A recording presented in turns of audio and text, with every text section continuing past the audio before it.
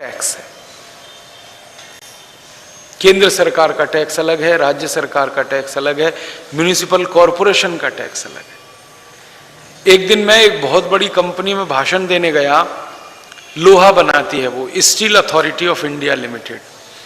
मैं उनको पूछा, भाई 1 किलो लोहा कितने में बनता है? उसने कहा 12 रुपए में बनता है, 50 रुपए में आपको मिलता है, क्योंकि टैक्स है उस पर।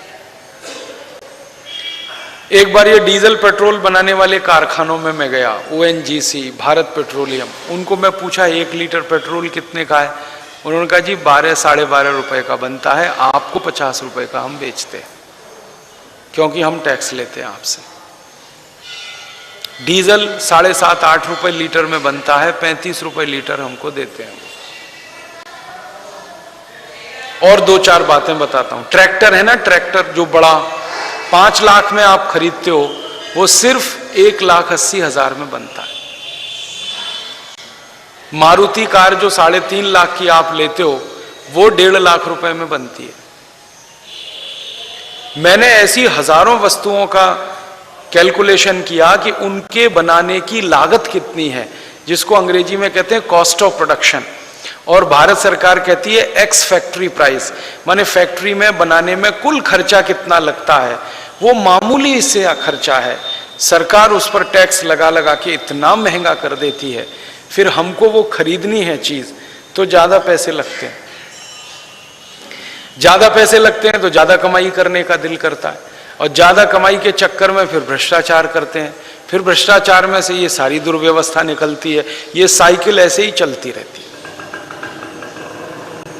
कोई आदमी ईमानदार रहे कैसे, ये बताओ मुझे। जब आप 10-12 रुपए की चीज उसको 100 रुपए में दोगे, उसको 90 रुपए अतिरिक्त खर्च करने पड़ेंगे उस चीज के लिए, वो तो कहीं ना कहीं से लूटेगा। तो ये लूटखोरी की व्यवस्था टैक्स में से निकलती है, और ये हमारे लिए फिर ऐसी स्थिति पैदा कर देती है कि हम गरीब होते जाएं, महंगाई बढ़ती जाए, बेरोजगारी बढ़ती जाए इस देश में। ये समस्याएं हमारे देश में। तो आप पूछोगे जी इनका कुछ समाधान है? हाँ है। ऐसी कोई समस्या नहीं है दुनिया में जिसका समाधान नहीं है। बड़ी से बड़ी समस्या का समाधान है, हर समस्या का समाधान इसका भी है। हमने बहुत सोचा, चिंतन किया, मनन किया, अभ्यास किया, शोध किया, तो हमको भी समझ में आ गया इसका समाधान है। समाधान क्या है? ये जो व्यवस्था चल रही है इसको बदल दो, बस सीधी सी बात है। कैसे बदलें, कहां से बदलें? तो पहला कदम हमने उसके लिए तय किया भारत स्वाभिमान अभियान की तरफ से कि इस व्यवस्था को हम बदलेंगे।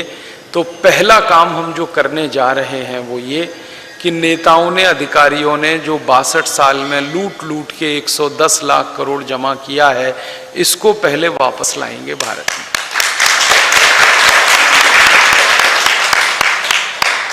ये स्विस बैंकों में है, विदेशी बैंकों, इसको वापस लाएंगे, क्योंकि ये हमारा पैसा है, आपका पैसा है। अब आप बोलेंगे आएगा कैसे? ऐसा कोई रास्ता है? रास्ते हमको मिल गए हैं 4, एक नहीं 4 रास्ते मिल गए। वो कहते हैं ना, जो लोग अपनी मदद करते हैं भगवान भी उनकी मदद करता है। भगवान ने हमको 4 रास्ते बता दिए, अकल आ गई हमको, रास्ते दिख गए।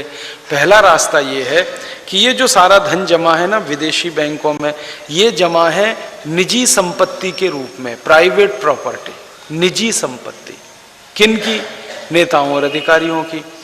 अगर इस पैसे को निजी संपत्ति से राष्ट्रीय संपत्ति बना दिया जाए तो ये वहां रह ही नहीं सकता पैसा, क्योंकि स्विस बैंकों में और दुनिया के दूसरे बैंकों में कानून है कि किसी भी देश के राष्ट्रीय संपत्ति विदेशी बैंकों में नहीं रख सकते। ये कानून है। राष्ट्रीय संपत्ति राष्ट्रीय बैंक में ही रख सकते हैं। हमारे भारत की संपत्ति है तो हम रिजर्व बैंक में रख सकते हैं, हमारे भारत की संपत्ति है तो स्टेट बैंक में रख सकते हैं, हमारे भारत की संपत्ति है तो पंजाब नेशनल में रख सकते हैं, विदेशी बैंकों में नहीं रख सकते। लेकिन निजी संपत्ति है वो कहीं भी रख सकते हैं, यहां रख सकते हैं, बाहर रख सकते हैं। तो ये पैसा नेताओं ने निजी संपत्ति घोषित करके रखा हुआ है। हम इस पैसे को राष्ट्रीय संपत्ति बनाना चाहते हैं। तो आप बोलेंगे कैसे होगा? एक कानून बनाने से ये हो जाएगा। संसद में एक कानून बनाना पड़ेगा। वो कानून ये कहेगा कि 15 अगस्त 1947 के बाद जो भी धन भारत से लूटा गया, विदेशी बैंकों में जमा किया गया, वो भारत की राष्ट्रीय संपत्ति